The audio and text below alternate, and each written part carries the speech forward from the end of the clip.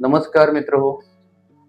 आज आपण एक व्हिडिओ बनवण्याचा पर्पज असा आहे, की एक रुग्ण आहेत, की जे त्यांना भगंदरचा त्रास आहे.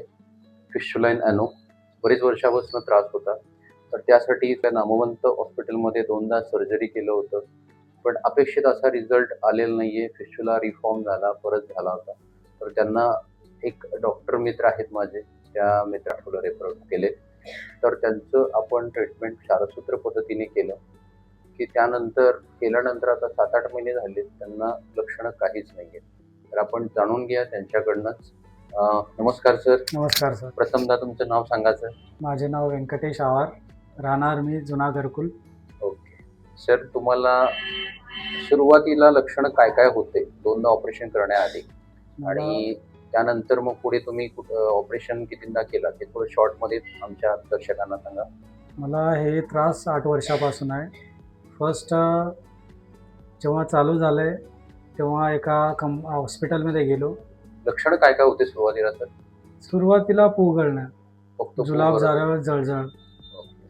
ते जुलाबच्या बाजूच्या ठिकाणी एक स्पॉट होतं घाट. एवढ्या जोरात टणके मारतंय, आई शपथ एकदा बसू वाटत नाही, उठू वाटत नाही, कामावर तर मनच राहत नाही. आपण जे काही करतो त्याच्यावर मन लागत नाही. जुलाबला गेले तर आपण येतो का नाही बाहेर, एवढं त्रासदायक होता. ओके. म्हणजे शॉर्टली सांगायचं म्हणलं की बेंड होता, त्याच्यामध्ये फुटणार आणि पू भरणार, काही दिवसांनी परत फुटणार आणि भरणार आणि असह्य वेदना होता. मग ह्यासाठी तुम्ही ट्रीटमेंट पुढे काय केलं? मी एका हॉस्पिटलमध्ये गेलो होतो. त्याने मला सजेशन केले ऑपरेशन करावं लागेल. ओके. म्हणलं गोळ्यावर ठीक होणार का नाही, पण त्यानं काय म्हणले नाही, ऑपरेशन करावंच लागेल. मग त्यावेळेस मी ऑपरेशन केलं. ऑपरेशन केल्यावर मला 1.5-2 महिने पेशंटच राहावं लागेल. ओके. 1.5-2 महिन्यानंतर ठीक झाले म्हणलेत, पण पुन्हा 2 महिन्यानंतर पुन्हा तेच गाठ, पुन्हा तेच पू गळणं चालू झालं. ओके. मग असं थोडे दिवस आयुर्वेदिक खाल्लो, ते पण थोडे वर्ष गेले. मग पुन्हा एका हॉस्पिटलमध्ये गेलो. पुन्हा त्रास लई वाढला, ते गाठ जाड झालं आहे, पू गळणं चालू होतं. मग पुन्हा ते पण डॉक्टर म्हणले ऑपरेशनच करावं लागेल. पुन्हा ऑपरेशन केलं. 2-3 महिने पेशंट होतो.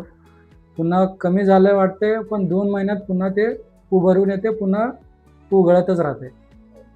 हे त्रास असं नेहमी होतं मला. पुढे मग काय केलं? मग मला आमच्या घराजवळ एक हॉस्पिटल आहे, डॉक्टर महेश्वरम. त्यानं मला रेफरन्स केलं की नरेंद्र दासरीजवळ तुम्ही एकदा जावा, त्यांना भेटा, काय तुम्हाला त्यानं उपाय सांगेल. मग मी इथं आलो. त्यावेळेस डॉक्टरांनी मला सांगितले की हे गाठ म्हणते, त्याला भगंदर म्हणतात. तोपर्यंत मला याचं नाव पण माहीत नव्हतं, भगंदर आहे म्हणून. हे गाठच म्हणत होते सगळे मला. मग इथं आल्यावर डॉक्टरांनी मला दोन्ही सांगितले, एक मशीनवर राहते, अजून एक क्षारसूत्र. क्षारसूत्र हे केल्यानंतर 99% सक्सेस देतो म्हणले होते डॉक्टर. आहे त्याचा रिझल्ट असं पण सांगितले. त्या हिशोबाने मी पण फॅमिलीचं बघून सगळं विषय काढून क्षारसूत्र करून घेतलो.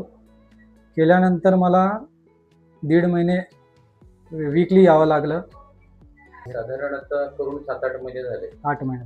8 महिने. या 8 महिन्यामध्ये परत पहिल्यासारखे काही लक्षणं होती? काही नाही. काहीच नाही. आता पूर्णपणे जेव्हा 1.5 महिने पेशंट पूर्ण कंप्लीट झाले, तेव्हा गोळ्या बंद केले 2 महिन्यानंतर डॉक्टरांनी मला. तेव्हापासून आत्तापर्यंत एकही गोळी खाल्लो नाही. त्या जागेच्या ठिकाणी एकही त्रास मला नाही. छान सर. Thank you sir. धन्यवाद. थँक्यू. तर मित्रांनो, भगंदर फिस्टुलाइन एनो म्हणजे एक प्रकारचं ट्रॅक नळी म्हणतो, असामान्य नळी, जी मलद्वाराच्या आतून बाहेर बनलेली असामान्य नळी, ह्याला आपण भगंदर किंवा फिस्टुलाइन एनो असे म्हणतो.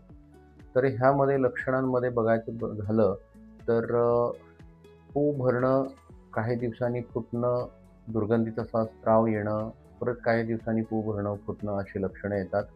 उठता बसता रुग्णांना असह्य वेदना होत असतात आणि ही लक्षणं जर असतील तर याला आपण फिस्टुलाइन एनो असे समजू शकतो. तर ह्याला बेस्ट ट्रीटमेंट म्हणजे क्षारसूत्र चिकित्सा पद्धती आहे. क्षारसूत्र का बेस्ट आहे तर त्यामध्ये रिपीट होण्याचे जे रिकरन्स चान्सेस आहेत ते खूप कमी आहेत. सेकंड पॉईंट म्हटलं तर मुळापासून हा आजार पूर्ण बरा होतो आणि सगळ्यात महत्त्वाचं म्हणजे जी शौच जागेवरचा जो कंट्रोल असतो तो ह्यामध्ये तुटत नाही. हे एक क्षारसूत्र चिकित्सा पद्धती जी आहे ती आयुर्वेदिक प्लस सायंटिफिक प्रूव्हन मेथड आहे. ICMR Indian council of medical research आणि CCRAS central council for research Ayurvedic science यांनी मान्य केलेली पद्धत आहे.